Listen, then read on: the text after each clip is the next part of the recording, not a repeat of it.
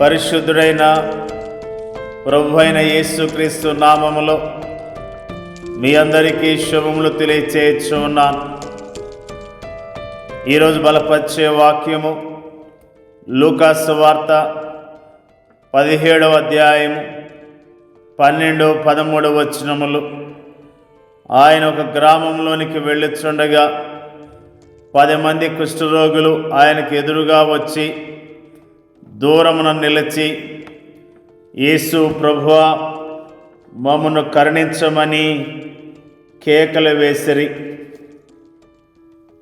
అనారోగ్యముతో, భయంకరమైన వ్యాధితో, ఎంతో కష్టముతో జీవిస్తున్న 10 మంది కుష్ఠరోగుల యొక్క జీవితాన్ని ఈ రోజున మనము ధ్యానం చేస్తూ ఉన్నాం. వారు ఏ విధముగా కరుణించబడ్డారో, స్వస్థత పొందుకున్నారో, ఆదరించబడ్డారో అన్న విషయాన్ని ఈ రోజున జ్ఞాపకం చేసుకుంటూ ఉన్నాం.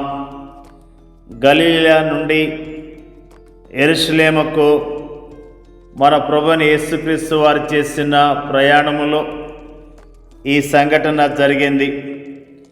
ఆయన ఒక గ్రామంలో ప్రవేశించే సమయంలో 10 మంది కుష్ఠరోగులు ఆయనకి ఎదురుగా వచ్చి దూరమును నిలిచి తమను కరుణించమని ఏకకంఠముతో కేకలు వేశారు. వారిలో 9 మంది యూదులు, ఒకడు సమరయుడు. సాధారణ పరిస్థితుల్లో అయితే ఆ 9 వ్యక్తులు సమరయుడైన ఆ 10వ వారిని వెలివేసి ఉండేవారే.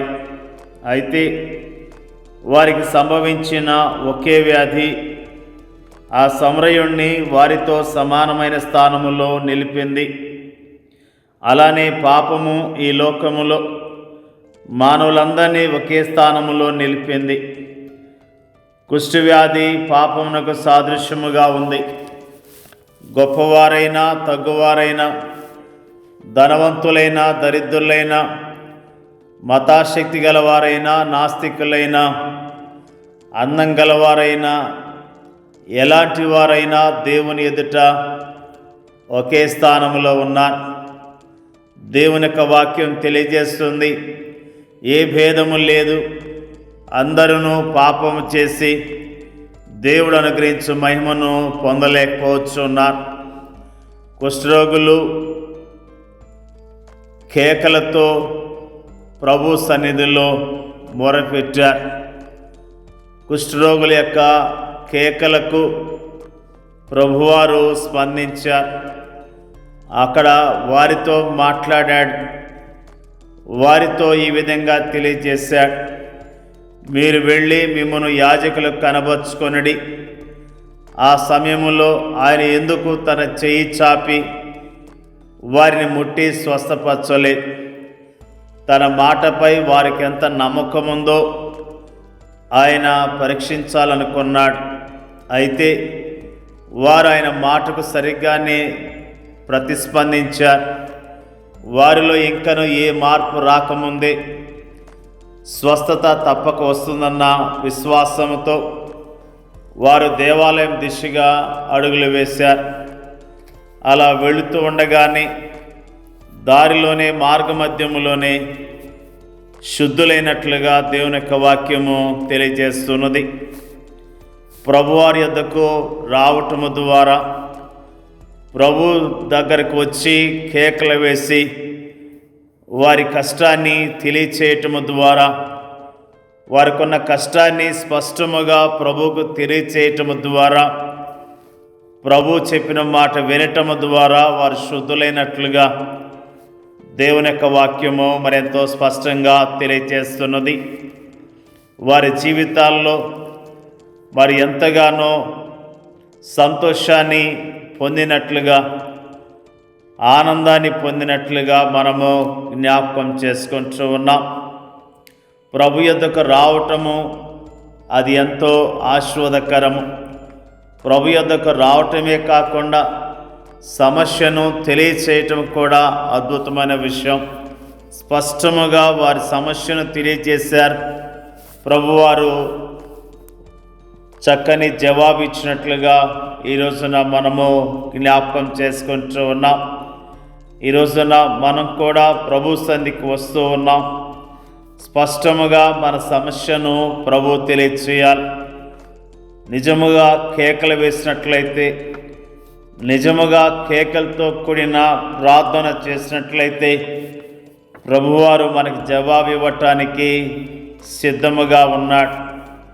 ఈ రోజున మనము 10 మంది జీవితాల్లో జరిగిన అద్భుతాన్ని జ్ఞాపకం చేసుకుంటూ ఉన్నాం. వారి జీవితాల్లో మనకు ఒక పాఠాన్ని తెలియజేస్తూ ఉన్నాయి.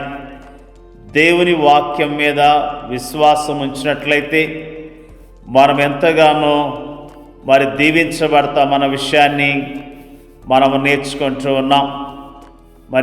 ఆ 10 మంది కుష్ఠరోగులు ప్రభు వాక్కు మీద విశ్వాసం ఉంచి అడుగులు వేయటం ద్వారా వారు ఆశీర్వదించబడ్డారు.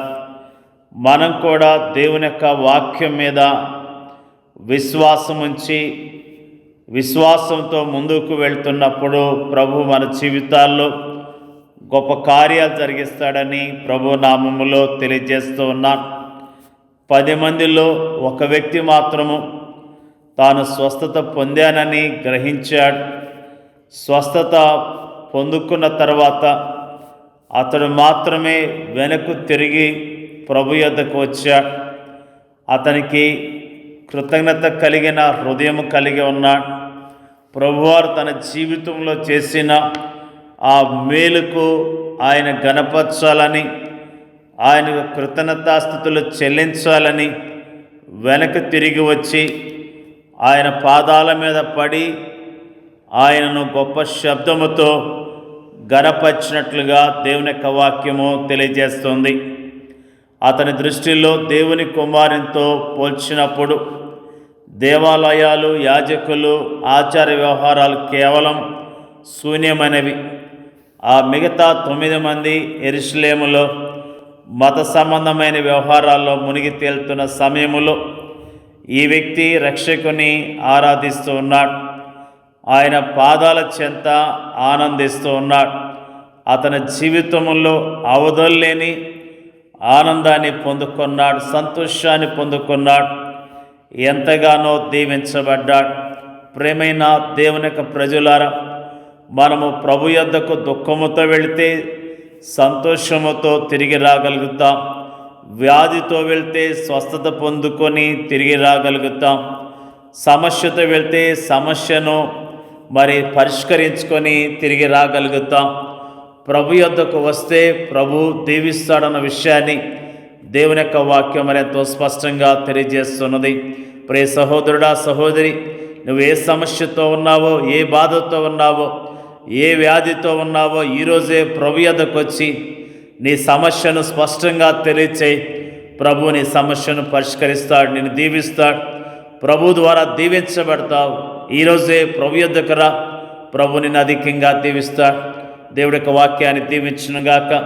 పరిశుద్ధుడైన మా తండ్రి, జీవాధిపతి అయిన మా ప్రభువా, మంచి కాపరి, మంచి తండ్రి, నీకు స్తోత్రాలు తెలియజేస్తూ ఉన్నాం.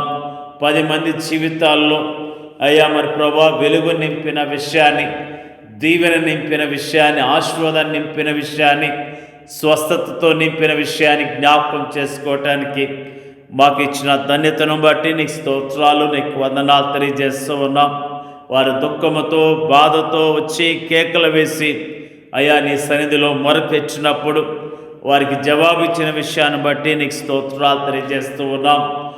ముఖ్యంగా వారి జీవితాల్లో సంతోషాన్ని ఇచ్చావు, సమాధానం ఇచ్చావు, ఆశీర్వాదాన్ని ఇచ్చావు. ప్రభువా, నీకు వందనాలు తెలియజేస్తూ ఉన్నాం. మేము కూడా ప్రతి విషయంలో నీ యొద్దకు వచ్చి నీ దగ్గర సమస్యలను పరిష్కరించుకోవటానికి పరిశుద్ధాత్మ దేవుని యొక్క నడిపింపు మాకు దయచేయండి అయ్యా. నీకు వందనాలు.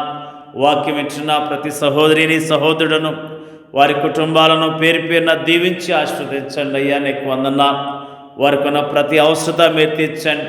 వారికి ఉన్న ప్రతి దుఃఖాన్ని తొలగించి, ప్రతి బాధను తొలగించి ఆదరించమని వేడుకొంచున్నాం. ప్రభు నీకు స్తోత్రాలు. ప్రభువా, మేము కూడా ప్రతి విషయంలో నీ యొద్దకు వచ్చి నీకు స్పష్టంగా మా సమస్యను తెలియచేసి అనేకమైన దీవెనలు పొందుకోవడానికి సహాయం చేయమని యేసుక్రీస్తు నామములో అడుగుచున్నాం తండ్రి, ఆమెన్.